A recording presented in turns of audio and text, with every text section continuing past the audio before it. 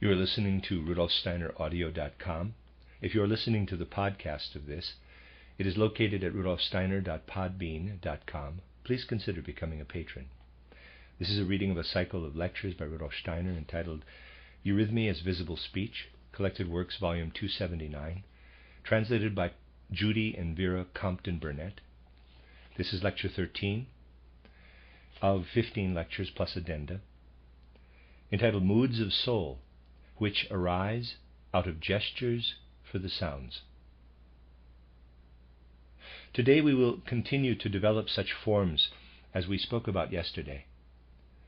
In this connection, I should like to speak about those forms which may help to establish a certain relationship between a statement and its answering statement, in German Rede und Gegenrede.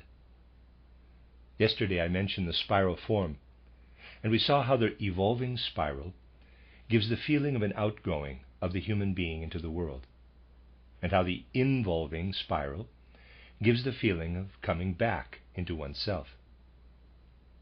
Now, however, let us bring these two forms into a relationship with each other.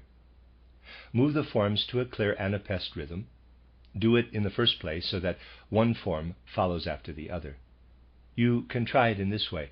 Fräulein S., will you take the spiral which goes from within outward, and you, Fräulein V., the line which goes from without inward. Now reverse it, taking about 6 anapests. It can be practiced in this way. In the case of dialogue, a conversation from some play, for instance, in the form of question and answer, it is good to move the spiral which winds from within outward and which corresponds to the answer, in such a way that when one reaches the last 2 anapests, one simply takes 2 long, emphasized steps. It is as if one wished simply to have the long, emphasized beats. Do the exercise thus: 4 anapests, 2 long beats. In this way you get a form, the feeling of which corresponds to the nature of dialogue in a play, for example, or indeed any dialogue which is to be expressed in eurythmy. This form can also have a certain significance in curative education. I said yesterday that the one spiral form can be made use of in the handling of wild, unruly children who are always fighting, while the other spiral may be used in handling children who are phlegmatic and who hardly come to the point of raising their own hands. If you get individual children of such types to practice these forms, you will have a certain amount of success.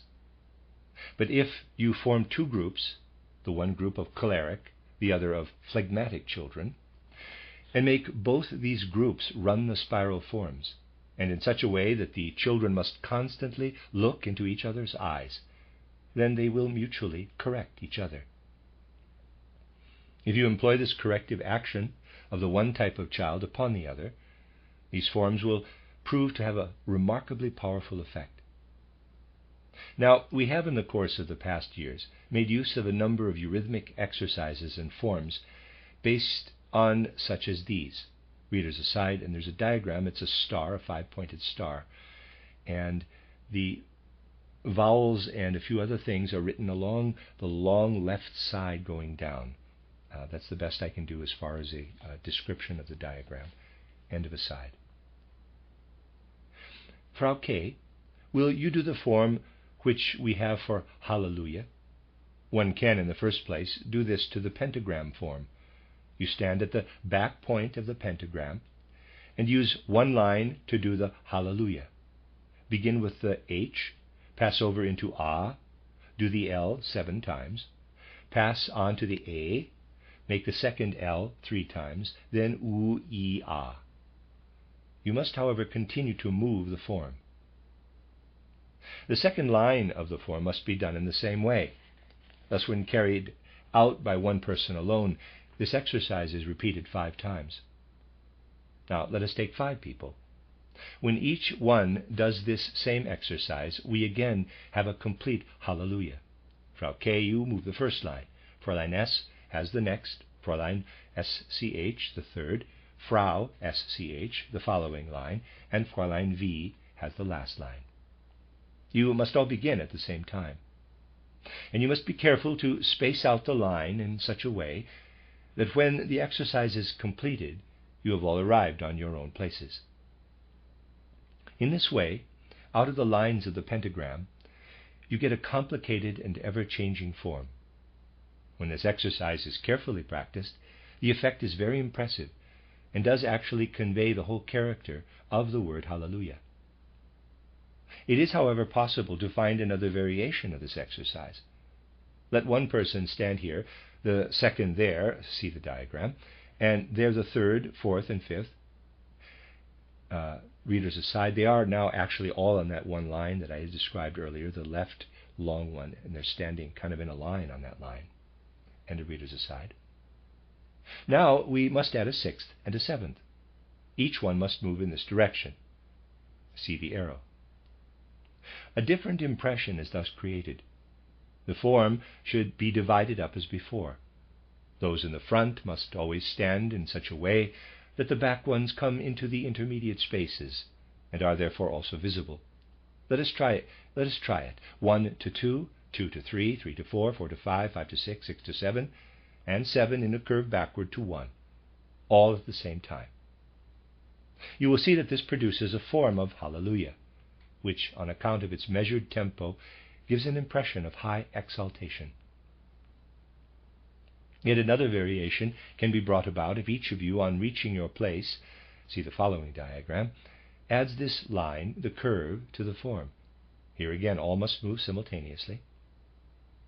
The two lines of the form must now be accompanied by the same gestures as before. This way, of course, the Hallelujah necessarily entails a certain quickening of the pace. Such a form lends itself to many further variations. Let us, for instance, do it in this way. Frau S. and Fräulein SCH, will you stand here, one on each side, while the others form the pentagram? Now, you, Fräulein SCH, must make the movement of the sun, as we did it yesterday, continuing this while the others move the pentagram. At the same time, Frau S., you must make the quiescent gesture for the moon. Here we have a form for Hallelujah, which again has its special color. Let us pass over from this form to our second form, without the curved lines. Then we shall have a very exalted Hallelujah. And in making this transition, let the sun and moon take their places as before. At this point, we can pass over to the last form of all, which again demands a somewhat quicker tempo. Thus the Hallelujah may be carried out in the most varied manner. In this way you get a form which will really have a profound effect upon the onlookers. Let us try it. Hallelujah. This shows the possibility of making use of forms in such a way that they actually correspond to the most individual characteristics inherent in the matter in question. Now let us vary the form of EVOE. Readers aside, not sure what that means. Evo, or aphoa perhaps, again I'm guessing, and of readers aside, in a somewhat similar fashion. Frau P., will you do it alone?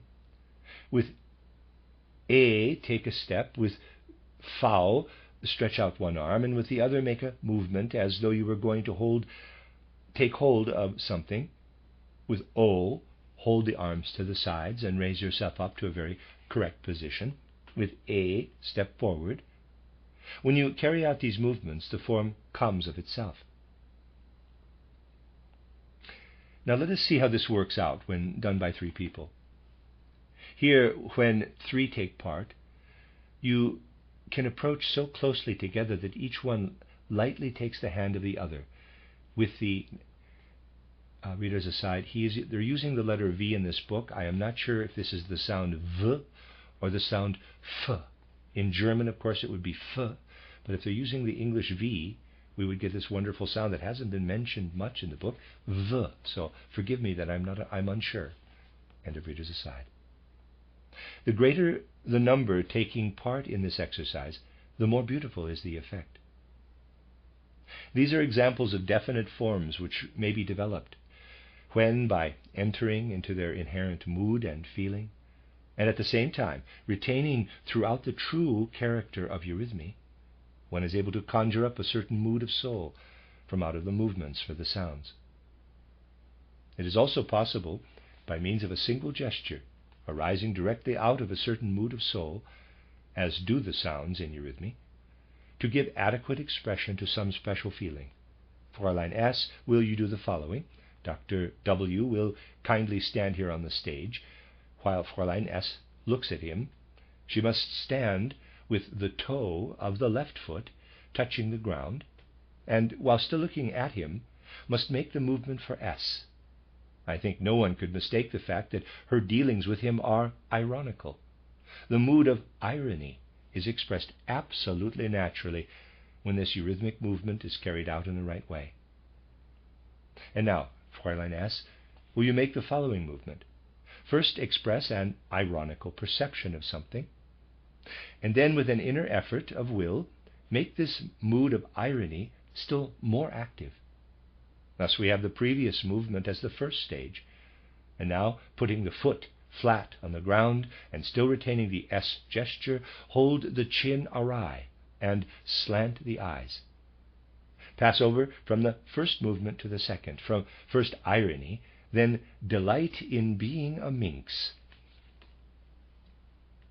There can be no doubt that we have here an adequate means of expression, one which is actually drawn out from the gestures themselves. We have seen how satisfying it is. I wanted to show by means of this example how these things must be felt and experienced.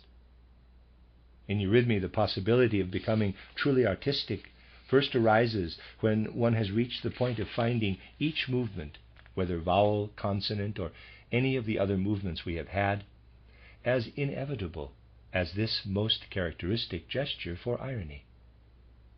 From this very gesture, you can learn how one can find one's way into all these things. I want to show you another example of the metamorphosis of form. Those who took part on the stage yesterday in the interwoven peace dance and I and you exercise will remember how the 4 groups of 3 people were arranged. I shall now ask those who were on the stage yesterday to come up again and take these same places. Let us do the following. Instead of merely moving the form silently as yesterday, you will do the first form, the triangle, 3 times, accompanied by lines built up according to this pattern, Es keimen der Seele Wünsche, then a second line to the second part of the form, and a third line to the third part of the form. We have now reached the point where yesterday we began the I and you, but here again we shall have words which may be built up according to the pattern of I and you. Thus we shall have a number of lines fashioned in this way. Then again, as an ending, we have another 3 lines, so that we once more come back to the peace dance.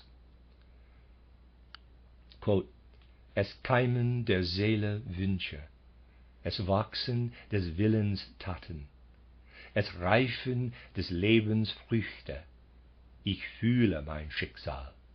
Parenthesis approaching each other, close parenthesis. Mein Schicksal findet mich, going back. Ich fühle meinen Stern, approaching.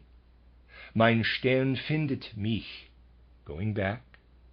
Ich fühle meine Zeile, approaching.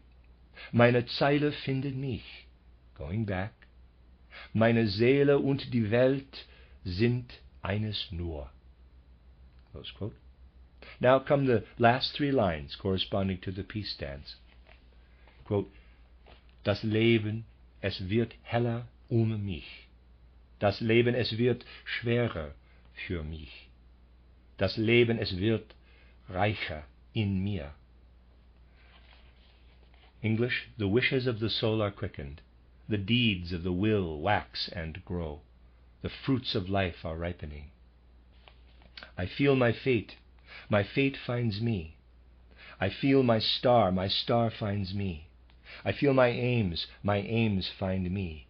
My soul and the world are one. Life will be clearer around me. Life will be heavier for me. Life will be richer in me. In this way we have a relationship with the I and you, etc., which is not merely schematic, not merely an abstract form, but which, even if not perfect, is still absolutely dependent upon the structure of the lines of the poem. It is an example of how these forms may be developed. Do it once more. Now you will understand it better. You will see that there really is a perfect adjustment between the lines of the form and what is contained in the lines of the poem. Here, at the same time, I have given you an example of the intimate relationship existing between the language of eurythmy and the language which we ordinarily use. I have attempted, it is naturally only a slight attempt and intended merely as an illustration, to answer the question, how did poems arise in certain mystery centers, where an art of movement existed, such as we are endeavoring to renew in eurythmy? In these centers it was not the language, the structure and form of language in a poem which was considered in the first place. For a man of those early times had something within him which caused him first to experience the movement, the gesture with its accompanying form. And it was out of the form, out of the gesture, that the structure of the poem was sought. The eurythmic forms and gestures preceded the fashioning of the poem. These things actually show the intimate relationship existing between eurythmy and the earthly language.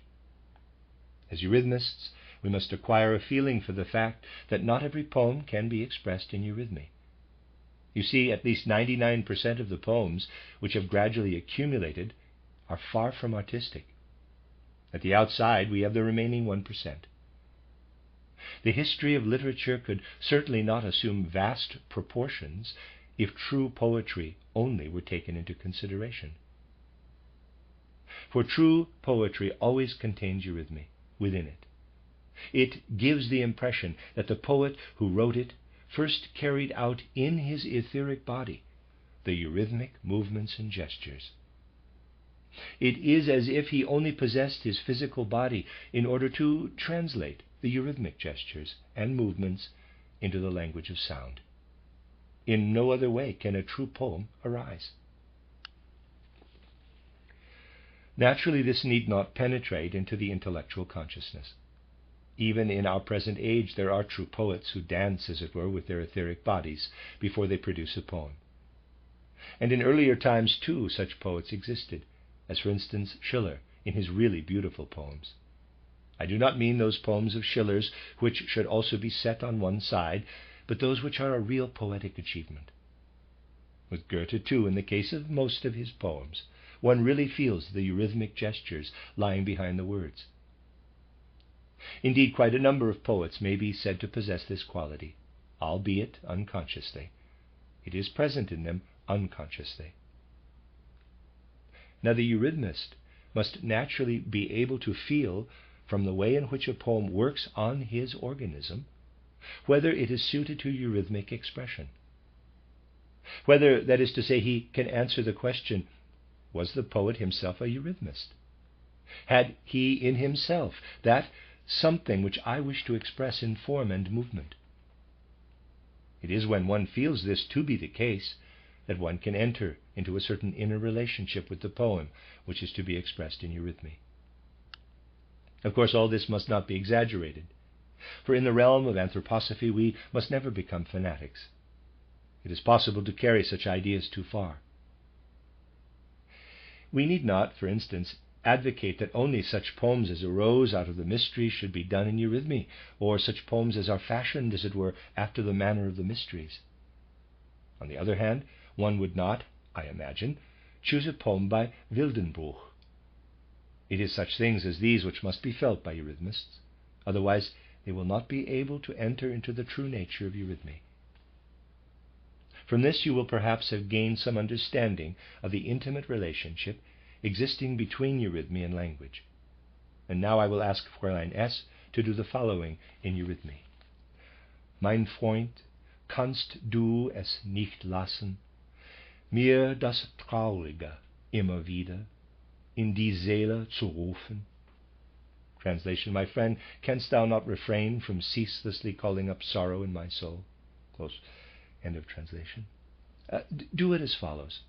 Take, for instance, a simple wave-like line as your form, and when you come to the words, Mein Freund, kannst du es nicht lassen, Begin definitely to accelerate the tempo, letting this acceleration be really visible. Move the second half, mir das Traurige immer wieder in die Seele zu rufen, at a quite definitely quicker tempo. Do this once more. Now, let us reverse the process in the following sentence. Was seh ich? Es ist der Morgensonne Glanz. What do I see? It is the glow of the morning sun. After ich, you must try to retard the quick tempo with which you began. You have here, first example, the transition in tempo from slow to quick. And here, second example, the transition from quick to slow. When it is a question of will or striving, as in the first sentence, in which there is the impulse to check something, where there is a certain element of will, quote, I do not wish to call this up incessantly before my soul, close quote, then we have a transition from a slow to a quick tempo. And when it is a question of the effect of an external happening, thus when, as in the second sentence, we are incited to observe something, when we have to do with perception, then we must pass over from a quick to a retarded tempo. Mein Freund, kannst du es nicht lassen, mir das Traurige immer wieder in die Seele zu rufen, equals the will. Was seh ich?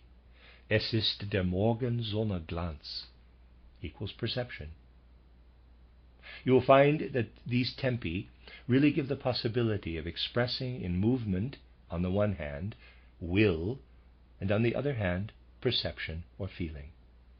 And you will have to analyze poems in order to discover whether it is more a question of expressing will, of resistance in the movement, warding off something, or whether it is a question of expressing a yielding up of oneself, something in the nature of reverence or devotion. In addition to this, one can, of course, make use of the gesture for devotion.